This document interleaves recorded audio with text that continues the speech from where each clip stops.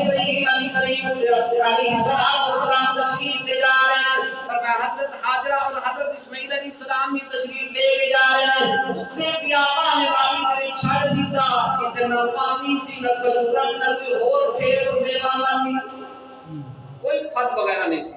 اتنے چھڑیا فرمایا جب چھڑ گیا رخصت ہونے لگے حضرت ہاجرہ رضی اللہ تعالیٰ عنہا نے پوچھا اے میرے خامن اے میرے سرد تاج سانو چھوڑ کے کدھر جا رہے ہو؟ لیکن ابراہیم علیہ السلام خاموش. پھر سوال کیتا سانو چھوڑ کے کدھر جا رہے ہو؟ پھر آپ خاموشی اختیار کی. فرمایا پھر تیسری بار پوچھا فرمایا کدھر ہمیں سانو چھوڑ کے جا رہے ہو؟